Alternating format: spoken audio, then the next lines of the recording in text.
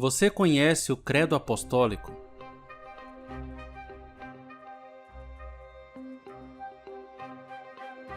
Às vezes chamado de símbolo dos apóstolos, é uma profissão de fé cristã, um credo, um símbolo.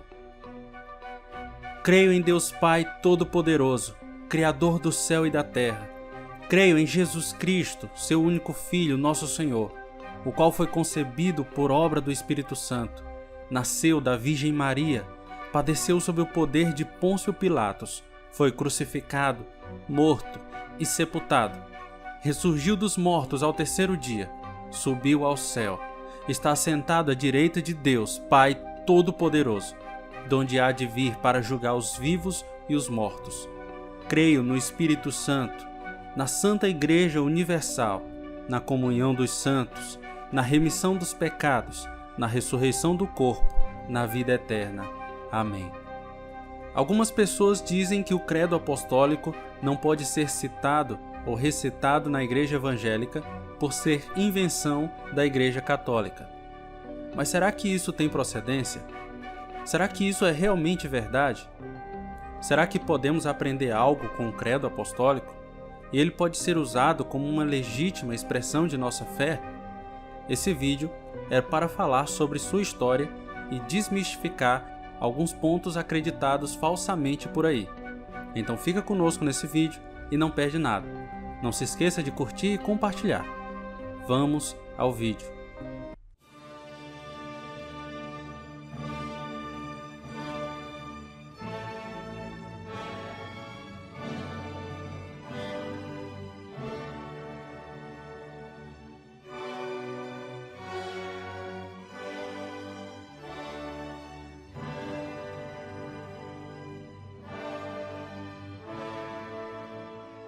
Bom, meus irmãos, nesse vídeo nós precisamos voltar até o século XV, porque até ele havia uma moda que dizia que o credo apostólico havia sido escrito pelos apóstolos que se disponibilizaram a escrever cada um uma cláusula do credo. Essa lenda parece ter surgido depois do século IV d.C. Já no século XVI, ninguém acreditava mais nessa lenda e acabaram abandonando por completo essa ideia. A verdade é que o credo foi resultado da necessidade da igreja de definir os pontos fundamentais que deveriam ser aceitos por aqueles que eram agregados à igreja. Já naquela época, irmãos, havia muitos que se diziam cristãos, mas não sabiam nada sobre os ensinos da Escritura e até rejeitavam a maioria dos ensinos bíblicos. E isso trouxe a necessidade de adotar um padrão de fé. E é isso que sintetiza um credo apostólico. É isso que sintetiza a maioria das confissões de fé que conhecemos. Bom, a versão do credo que conhecemos hoje é datada do 6º ou 7º século. Os historiadores dizem que possivelmente ele tenha surgido a partir de um outro que era conhecido como Antigo Credo Romano, baseado na declaração que Jesus é Senhor. Porém, com a fé cristã sendo desafiada a cada instante, foi necessário que adicionassem novos artigos a essas declarações de fé. E no final do primeiro milênio, a igreja já adotava o credo que conhecemos atualmente. O credo apostólico, assim como os 10 mandamentos e a oração dominical, foi anexada pela Assembleia de Westminster ao catecismo. Não como se houvesse sido composto pelos apóstolos, como nós falamos no começo, ou porque deva ser considerado escritura canônica, mas por ser um breve resumo da fé cristã, por estar de acordo com a palavra de Deus e por ser aceito desde a antiguidade pelas igrejas de Cristo. Com a igreja cristã crescendo, irmãos, surgiram vários problemas doutrinários e heresias que foram se formando em vários lugares. A fé cristã verdadeira entrou em uma batalha fervorosa para manter firme e fiel aquilo que lhe fora ensinado pelos apóstolos e pelo próprio Cristo. Problemas de dentro e de fora levaram a igreja a cuidar dos seus ensinos, a doutrina cristã. A partir do 3º século, com o crescimento da igreja, começaram as especulações, as indagações, especialmente entre os cristãos de origem grega, levados pela influência de seu espírito filosófico. Aí começaram a surgir as mais diversas interpretações com relação à pessoa e o ministério de Cristo. Diante dessas diversas interpretações e opiniões, não só com relação a Cristo, mas também relativas a outros assuntos fundamentais da fé cristã, como a ressurreição e a vida eterna, a Igreja se viu na obrigação de estabelecer o padrão doutrinário. A Igreja cristã não esteve sempre dividida, irmãos, por muitas das barreiras e discordâncias que hoje existem. Apesar de perseguições tentarem destruir a Igreja primitiva, ela se tornou mais forte a cada onda de ataque. Heresias e divisões a ameaçaram quase desde o seu início, mas a Igreja visível permaneceu uma, até o grande cisma entre o Oriente e o Ocidente no século XI. No século XVI, outra significativa divisão atingiu a Igreja Ocidental quando Roma, então o centro do poder político e religioso da Igreja dominante, excomungou um monge agostiniano que nós conhecemos como Martinho Lutero, recusando a reforma proposta.